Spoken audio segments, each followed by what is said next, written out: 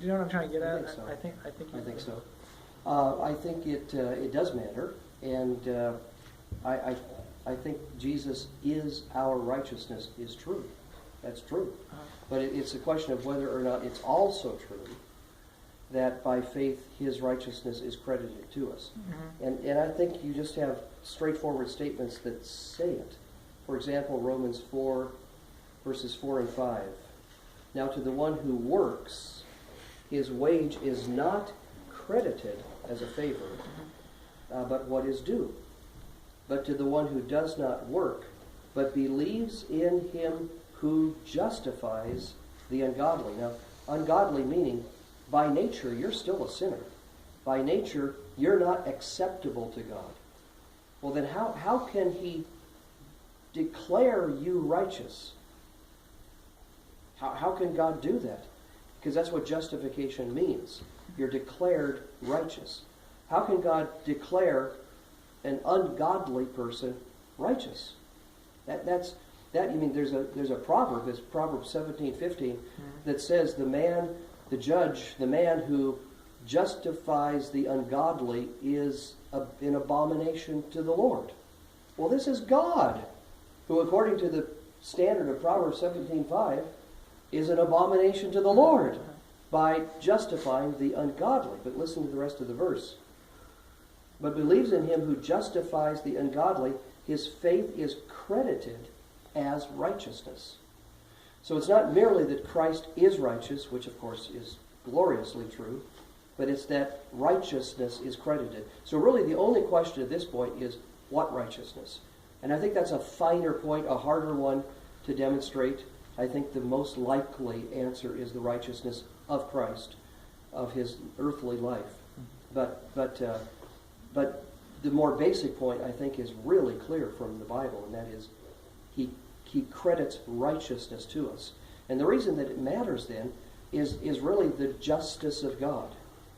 He can't declare something righteous that is not righteous. But we're not righteous by nature. We're ungodly. That verse says so. So what righteousness does he look at by which he declares us righteous? Another's righteousness, not our own. What Martin Luther called an alien righteousness. I don't think he had in mind little green monsters, from outer space, but an alien righteousness that is credited to us. Yeah. So that's why I think it matters. It's also in Romans 3, the previous chapter. God demonstrates his righteousness at the present time by sending Christ to do this. Because apart from that, his declaring people righteous was not grounded. It was wrong. It was false. So the only way that it can be shown that the justification he's already given, Abraham, David, Moses, so on, is legitimate because Christ's righteousness now is credited to them. So, yeah. Anything else? Anybody? Yes, please. Looking at the big picture of this, the truth, the image, we have the hope of the few and the deception of many, because you have spoke of deception. Yeah. You have one truth and the questions of many. Yes. Is this only a postmodernist or a contemporary problem, or this is a historical problem?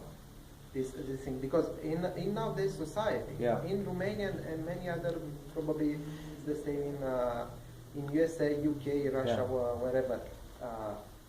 The nowadays generation, they have this problem of deception and of the lack of direction. Mm-hmm. They don't have a solution, or they have this solution, but they cannot see it as a solution. And I don't think this is only a nowadays problem, but this was in the 16th century problem, and all in the past 2,000 years, this problem remained step by step. How can we deal with this, and what's the answer of the Christianity or the Christian preacher to the society, to those many with questions, not to those few with answers and with hope? Right, yeah. That's a very good question. Let me just comment on, it's always been the same.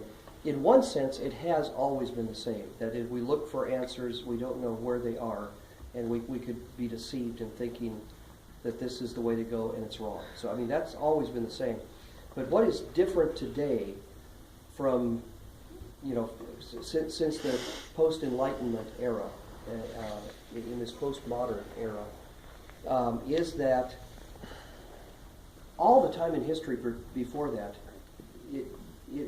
different truth claims were taken seriously as truth claims, and they competed with one another. They were mutually exclusive, and we would argue, is this one right or is this one right? What's different today is that you're both right in your own ways. So now we have this relativist mindset that there is no absolute truth. All you have is relative truths from different perspectives and different cultures and the like. So I think that's much harder. I think the climate of postmodern relativism is much harder than it was back when we were all seeking truth, the truth. And really our differences were over where it is to be found. But now there's the claim there's no truth. And so when you present the truth, it's just immediately dismissed by many people. So I think that's what makes it harder today. So, but you're right, there is a deception. I think really, honestly, the only hope we have to our culture and our society is that as the truth is presented, as I have tried to do tonight, whether I've done that well or not, I don't know, but God will judge. But endeavoring to present the truth of who Jesus is and the truth of the gospel, that the Holy Spirit will work in the minds and hearts of individuals to help them see, yes, this is true, and come. And I think apart from the work of the Spirit in the lives of individuals, we're just prone to be deceived. We just stay in our deception. So the Spirit has to open our eyes to see things rightly. And so that's part of why just plain Christian apologetics, defending the truth, can never be successful in itself. The Spirit must work in the hearts of other people, or in the hearts of people to just open their eyes to see, yes, that is true, and bow to it. Because the paradox here is that despite the claim that there's no truth, yes, yet people fight. Yes, they fight for they truth. do, and they seem to go on a way, right? But at the same time, they say there's no direction. I agree. I don't think I found my direction, but anyway, I accelerate in nowhere. Right, yeah. I think you're right. I think actually people live in non-relativistic ways, except for when it's convenient to appeal to relativism, right?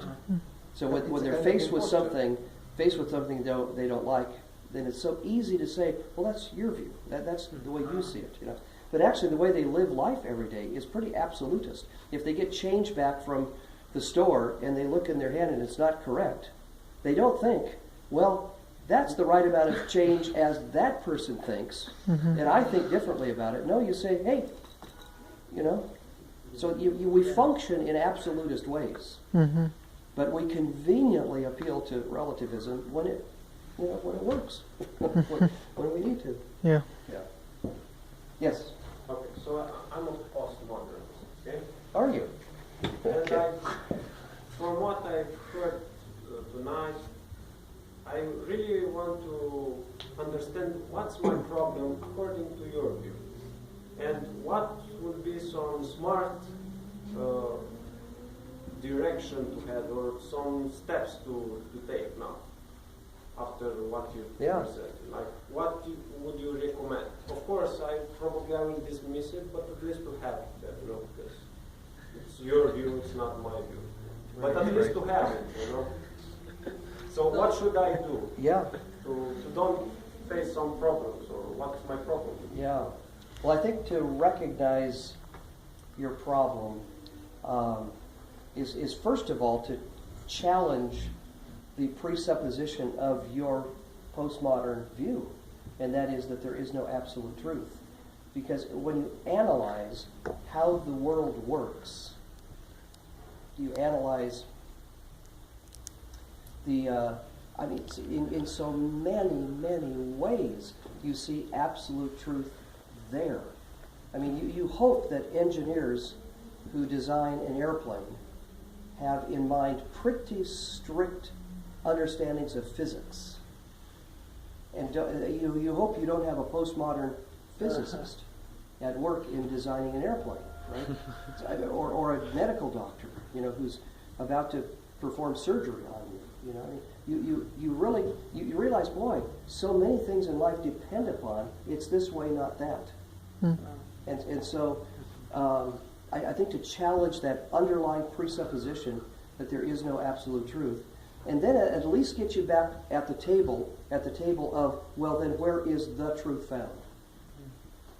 Well, then we take a look at the truth claims, and this is where we were before postmodernism. Look at the truth claims, and the truth claims about Christ are astonishing.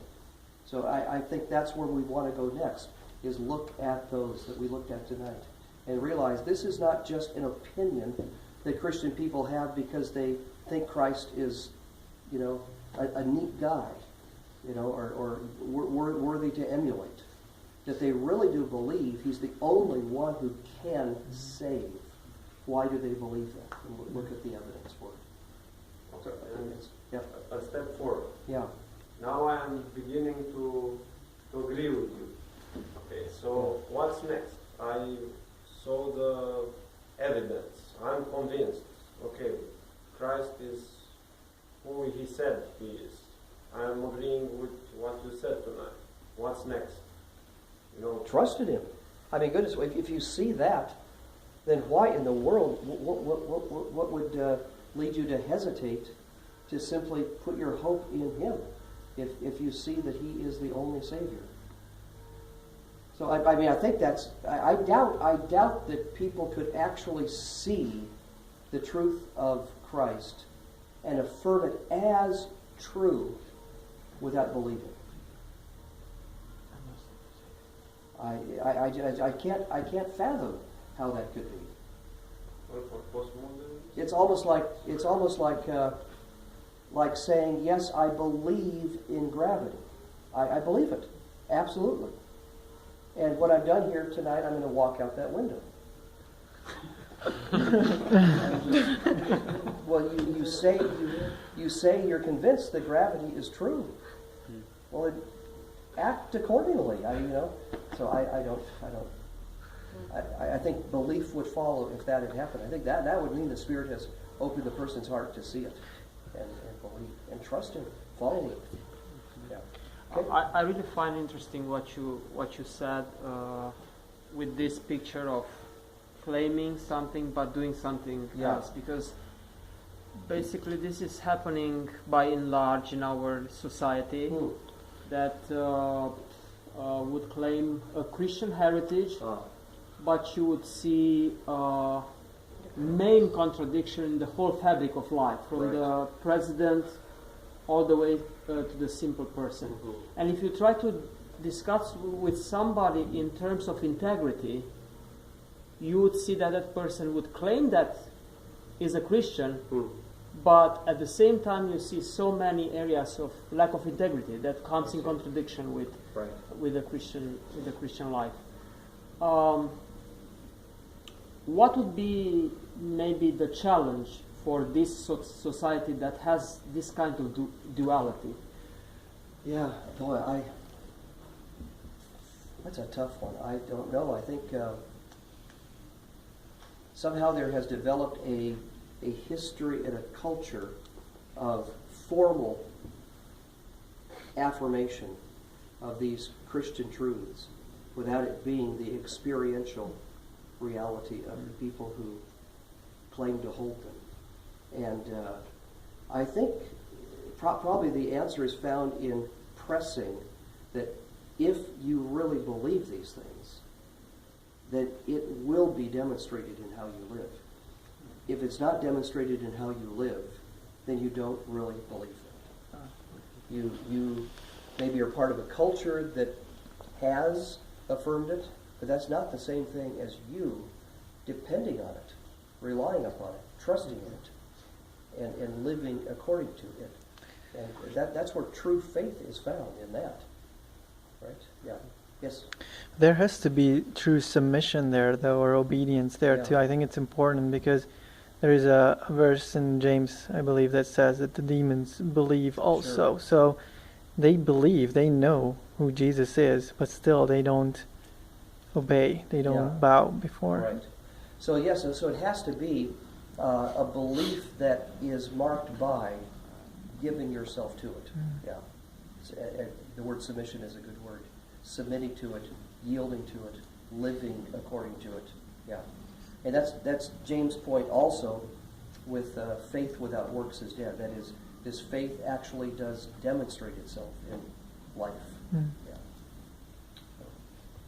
Good questions, my goodness. Very good. Yes, sorry.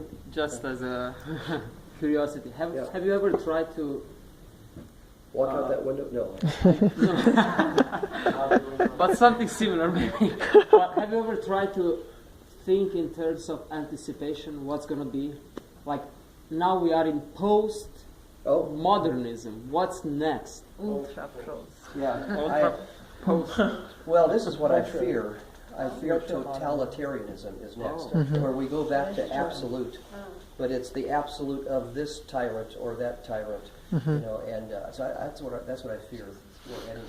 Because I don't think the world can be sustained in relativity. You know, it's just there's nothing there that can hold it together, and so we'll be craving something solid, something true.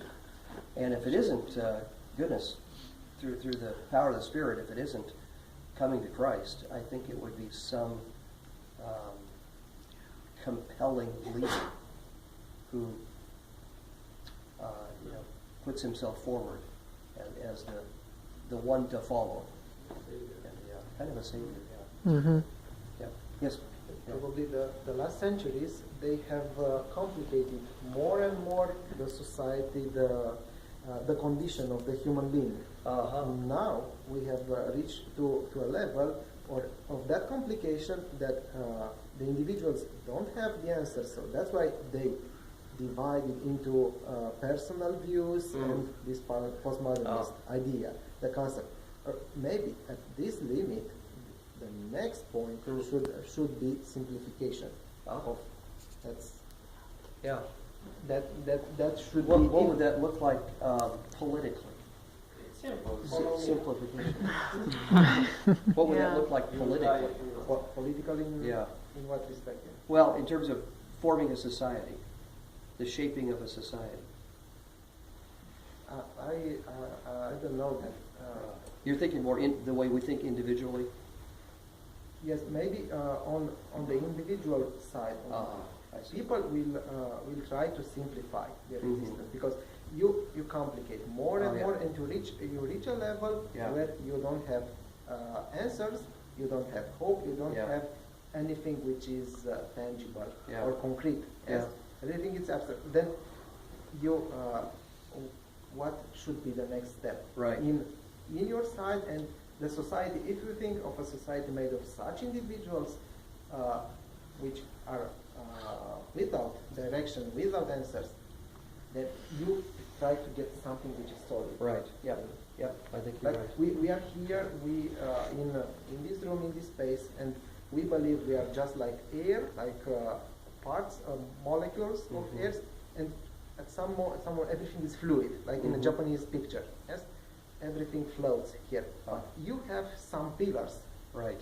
Yes, and after a lot of floating, you get to a pillar. Yeah. You need to. You feel in your in your inside to get on something which is solid. Right.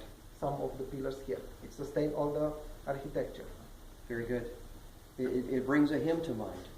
On Christ the solid rock I stand. So, I mean, there is something solid. And it is absolutely true. And it's true for all people. God so loved the world that he gave his son. But, yeah, I agree with your point. I think that's right. We're gonna long for something really solid. That's why I fear it'll result in a totalitarian move in that direction. I mean, I even think I see that happening in the United States, Mm-hmm. in our governmental structure. I think it is moving in that direction. I don't know if it'll ever get there, but I think so. It's what happened in history Yeah. in similar times Yeah. when people were without a direction, and there were some leaders appeared and took it. Yeah. And last year I had some talkings with some people from Russia, educated people. They were both doctors, and they say, how can you get this perception of what's happening in Russia? Because we know that you don't have liberty to talk, to think, and so and say in Russia. Let's be honest. In Russia there is totalitarianism, and that's the only way we work now. And it's they didn't see it as a problem. They say that's the way. It's the only way that applies to our people or to our people nowadays. And it was quite shocking to hear this from educated people. Right. They say no problem. We have Putin, we have the leaders, and they have a strong hand because we need the strong hand. Wow. Because we don't have other answers. If we speak, all of us, there will be the tyranny, the chaos, and the tyranny of many. Yes, We have the tyrant, one tyrant. Yeah. Handle one. It's Right. better than millions. Yeah.